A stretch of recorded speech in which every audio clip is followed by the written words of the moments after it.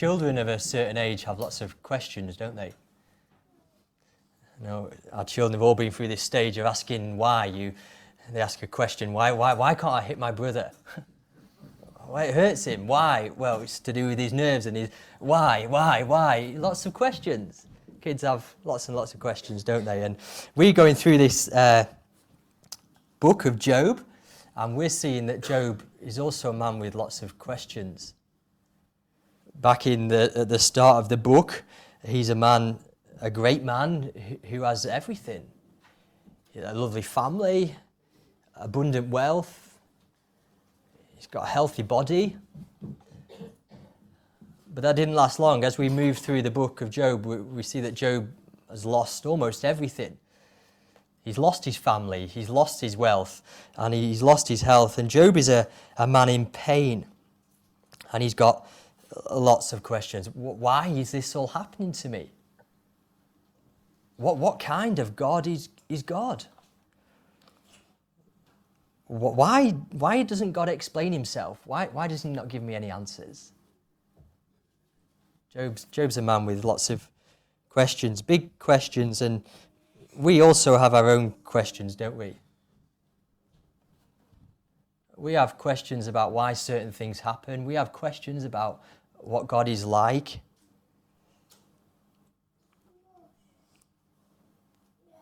And as we've followed along through this book of Job, we've seen these three friends. They've come along and they think they have answers. And they say lots and lots and lots of words. And as far as they're concerned, what they're speaking is great wisdom. They're giving Job wise answers. And if you've been listening along through this series and you've felt a little bit confused, well, it may be my preaching, but also as we listen to Job's friends speak, we realise there is lots of confusion. As they speak, their words don't really clear the fog. They seem to bring the fog for Job. And their answers just not satisfactory. And we're moving through the book now. We're chapter 28 today. And as we're getting towards chapter 28, we seem to get the sense that Job's friends' words are just drying up. They're beginning to realise that the things that they're saying just aren't cutting it. So if you look at chapter 25, if you've got a Bible, Bildad's speech, instead of a long speech, he's only got 6 verses. He's kind of running out of words. And if Job's friends are under any illusion as to what Job thinks of their wisdom, well, he tells them in chapter 26 with words that drip with sarcasm. He says, "How you have helped the powerless, how you have saved the arm that is feeble. What advice you have offered to the one without wisdom, and what great insight you have displayed." That's Job, and although we can't hear his tone, it's sarcasm. He doesn't think much of their wisdom. And as we continue on, we get to this great chapter 28, which is a really key chapter in the book, and it's a different tone, really. As we've gone through the back and forward between Job and his friends, it's kind of, there's confusion, there's passion, there's anger. Chapter 28 is different. It's kind of cool and measured and well thought out. It's almost as if Job has a moment of clarity amid the confusion. If Job as a book is the storm, chapter 28 is like the eye of the storm. Suddenly the fog clears and Job sees things clearly. So what's this chapter 28 all about that Dylan read for us? It's about a treasure hunt. It's about a hunt for wisdom and understanding. That's what chapter 28 is all about. It's really what the whole of the book of Job is about. And you would think that given the miserable efforts of Job's friends to show themselves wise, you would think the poem of chapter 28 would start kind of running down man's efforts. But actually, that's not where it starts. The poem starts with great praise for humanity and the ability of the human race. The poem starts by telling us that we are great as people at finding valuable things.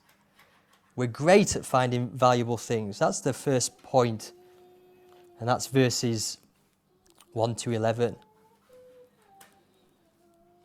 The poem begins underground in the mine, the place where gold and silver and jewels live.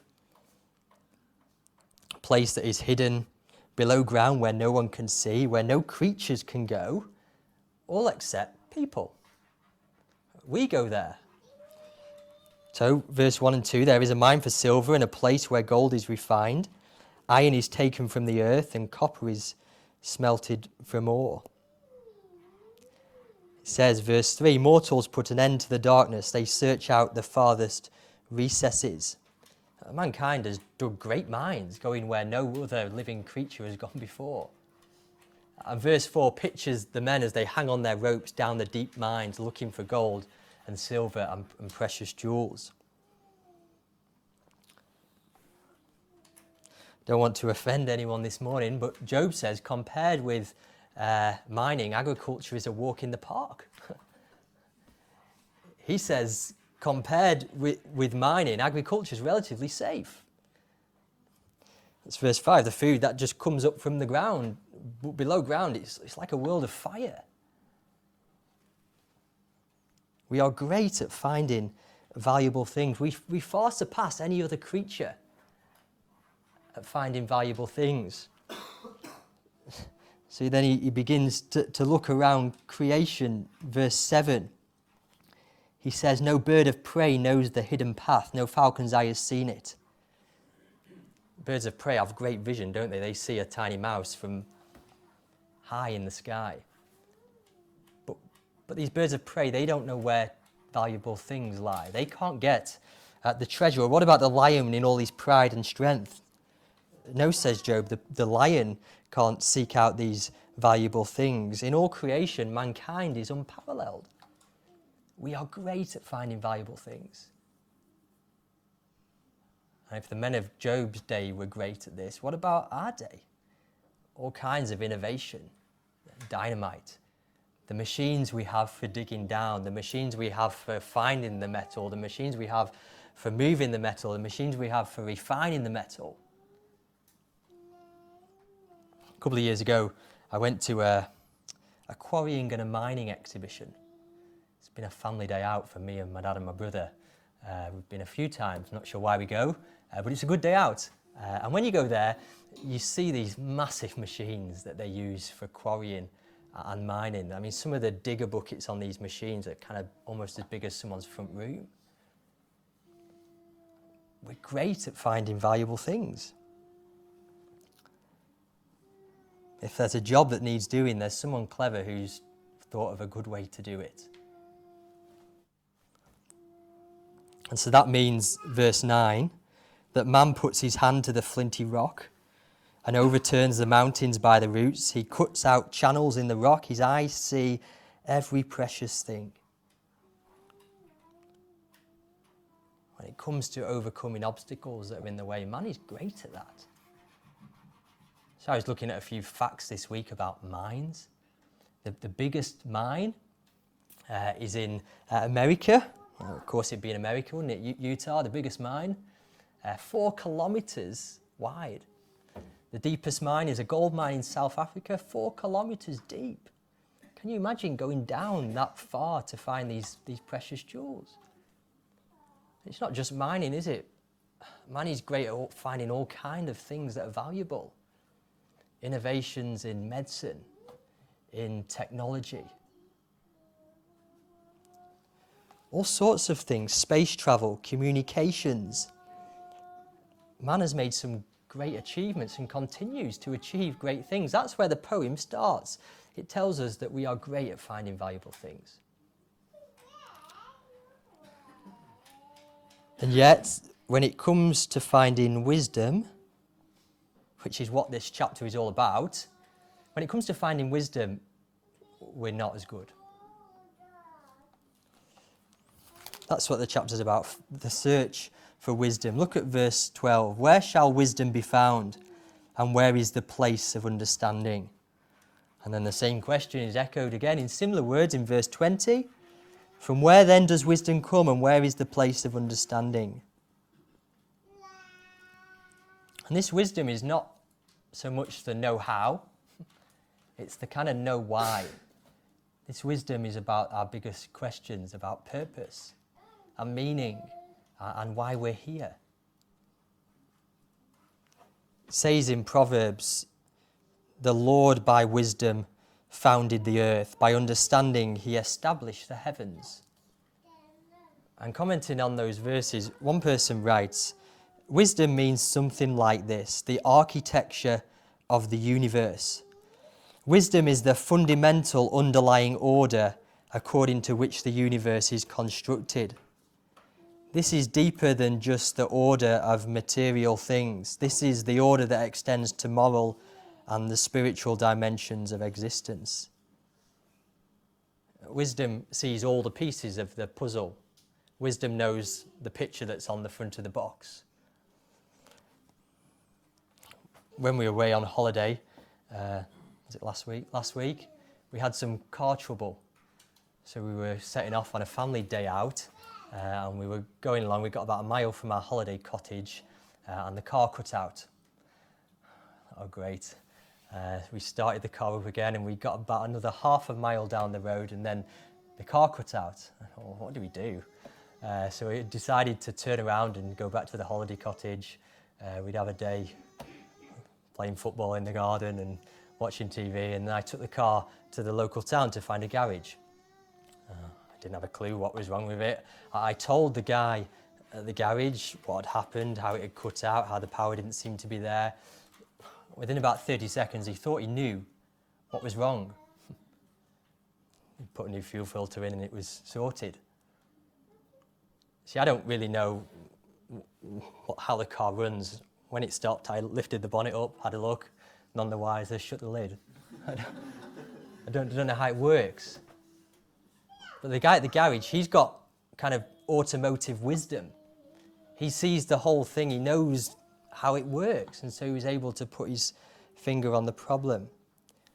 What Job is writing about here is not automotive wisdom, it's cosmic wisdom. It's this wisdom that holds the world together. And when it comes to finding that wisdom, we haven't got what it takes. We can't do it. This is wisdom with a capital W. It's the hunt for the theory of everything. The humbling truth is that when it comes to wisdom, we cannot find and we cannot buy wisdom. That's what he goes on to say in the next few verses. This middle section pictures a man on a treasure hunt for wisdom, and far from the confident man of the first third, this man is at a loss, and he's kind of asking around, have you seen wisdom? Do you know where wisdom is? He turns to the sea. Have you got wisdom? Is wisdom hidden in you? And the deep says, no, it's not in me. He looks around to creation, to the animals around. Do they have wisdom? No. The birds of the sky, have you seen it from your vantage point up there? Do you know where wisdom is? No. He's getting desperate. He turns to death and destruction in verse 22. Have you seen it? Death and destruction, they say, well, we've heard a rumour. We've heard a rumour of this wisdom, but no, we don't know where it is. We cannot find wisdom. Verse 13 says, man does not know its worth, and it is not found in the land of the living. Often if we've got a problem, we just throw money at it, try and fix it with money. When it comes to finding wisdom and the expedition to find wisdom, we can throw money at it, but it's not going to help. It tells us clearly there in verse 28 that wisdom cannot be weighed in the price of silver, cannot be exchanged for jewels and fine gold. Wisdom is above the price of pearls. We're really great at finding things, valuable things, but when it comes to the fundamental questions of life, of why, of who we are, of what we're doing here, we can't find out the answers to those questions. We don't like that, do we? That's humbling. That kind of cuts away at our pride. We like to think in our pride that we can mix a bit of this philosophy, a bit of that common sense, a little bit of this spirituality, and we can come up with our own individual answers that give us meaning and purpose. We like to think we can create our own meaning, we can chart our own wise path through life. We know what's the right thing to do and the wrong thing to do. We like to think we know how marriage works. We can define or redefine that. We like to think we know what it means to be human, to be male and female. We can decide that for ourselves. That's what we do in our pride. We know what's best for our world. And if we're struggling, well, we just throw some more money at it. We get the clever people together. We get all the clever people with the big brains, and they will give us reasons. They will give us answers to the big questions in life. The reality is, we often can't even control our own bodies and our own lives, let alone figure out the puzzle of the universe.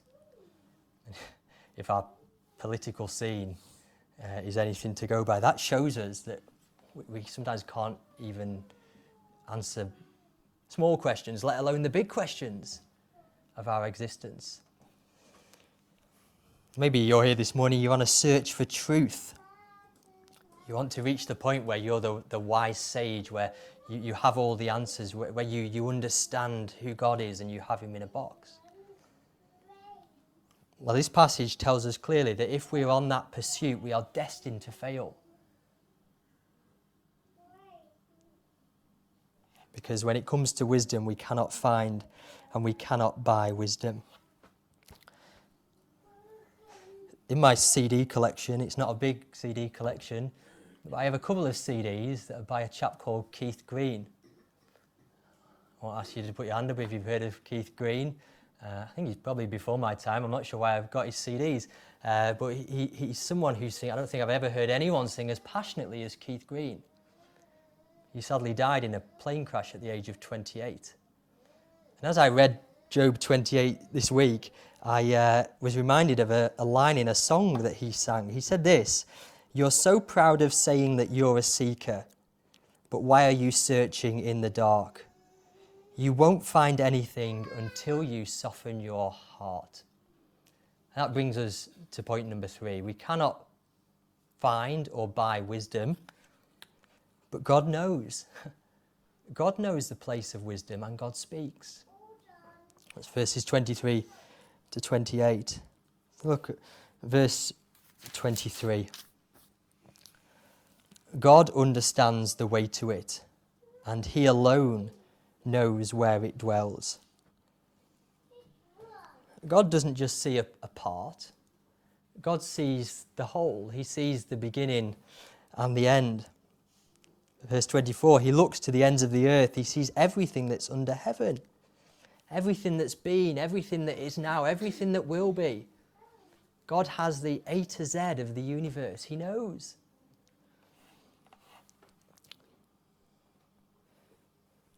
Goes on to talk about the weather. Maybe Job's an Englishman. We love talking about the weather, don't we, in this country? I'm not sure why. Maybe because it changes so much.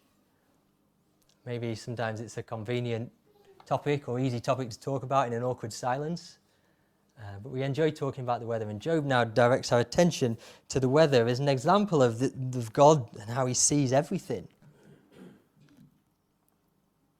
So he reveals God's mastery over the weather. He gives the wind its weight.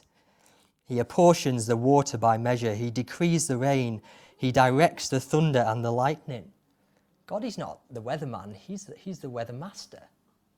He's not wondering what's coming next. He rules the weather. And that gives us questions of its own, doesn't it, given the events of this last week? As we've seen on the TV screens, the flooding. But God rules the weather. And he knows. And verse 27 summarizes the relationship between God and this wisdom with a capital W. It says this: he saw it, he declared it, he established it, he searched it out. God knows the place of wisdom, and here's the great thing, God speaks. God reveals what he knows. So are you ready for it? This is the wisdom that we see here in Job 28:28. Behold, the fear of the Lord, that is wisdom, and to turn away from evil, that is understanding. The fear of the Lord, that is wisdom, and to turn away from evil, that's understanding. It may seem a bit of an anticlimax. You're expecting the answers to the great riddles of our universe. Job says, if you want to be wise, fear the Lord and turn away from evil. One commentator reminds us that that verse directs our attention away from the architecture to the architect. What's not as important as answers, or more important than having answers to big questions, is knowing the Lord. It's knowing who he is. And while this last verse, this verse 28, doesn't give us wisdom with a capital W, it doesn't give us all our answers. It gives us enough to be going on with, doesn't it? It gives us wisdom in a very practical sense. Wisdom isn't so much about what we know in our heads. Wisdom is about what we do. Fear the Lord, that is wisdom, and turn away from evil. That's understanding. See, a wise person isn't someone who knows their Bible inside out. That's not wisdom. A wise person isn't someone who can quote chapter and verse. A wise person isn't someone who can lecture on theology at a university. There are lots of people who know lots about the Bible and yet remain fools. Why? Because they don't fear the Lord and they don't turn away from evil. The person who listens to verse 28 and does what it says is streets ahead from the person who could memorize the whole Bible but not do verse 28. So what does it mean to fear God? What does that mean? Well, to fear God is to be in awe of him. It's to revere him. It's to have a right view of ourselves in relation to God and who he is. That's what it means to fear God. Fear God means that we live knowing that he sees us. We live for the audience of one rather than the applause of many. That's what it means to fear God. When we were in our home group this week, we got talking about this idea of the fear of God, and someone mentioned this verse from Isaiah. This is the one to whom I will look. He who is humble and contrite in spirit and trembles at my word. That's what it means to fear God. It means to tremble at his word, to humbly receive his word. Not sit in judgment over his word, picking and choosing the bits we like, putting aside the bits we don't. Not taking what we see in the Bible and twisting it to fit what we want and our ideas. Not deciding what's acceptable according to our modern sensibilities and ideas of what we think's best for our lives and our world. To fear God means to humble ourselves under his word, to tremble and submit to him. And there's a link, isn't there, between fearing God and turning away from evil. Because it's when we fear God that we begin to turn away from evil. It's when we fear him that we begin to listen to what he says about what is good and what is evil. And we turn from it. See, behind all of our sin, every time we go our own way, behind that is a lack of fear of God. We've forgotten that he sees. Our Creator is watching us. He knows. So here's the challenge, really, of this morning. Are you embracing this wisdom? Are you listening to verse 28? Are you fearing the Lord and turning away from evil? Is that your life? Not just do you know that's wisdom, but are you living that kind of wise life? We've left the story of Job behind a bit, haven't we, in chapter 28? In some ways, chapter 28 is this bright chapter that stands out in the middle of the book and can stand alone. But how does this fit with Job and his three friends? I think the surprising thing about chapter 28 is where it comes in the book of Job. Job, you may remember, you've heard those words before, to fear God and to turn away from evil. Remember where you've heard those words before? Back in chapter 1, back when everything was good in Job's life, when everything was well and he had his family and he had his wealth and he had his health. And Job was a man who feared God and turned away from evil. Job was wise. But what we see here is, even in the confusion and the mess and the pain and the sorrow, Job continues to hold on to that wise life. Wisdom looks the same when the sun shines and when the clouds come.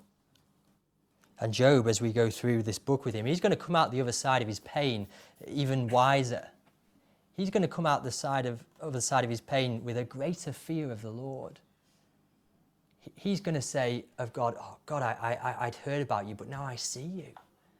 Now I see who you are. And maybe you're here this morning, you're going through trying times.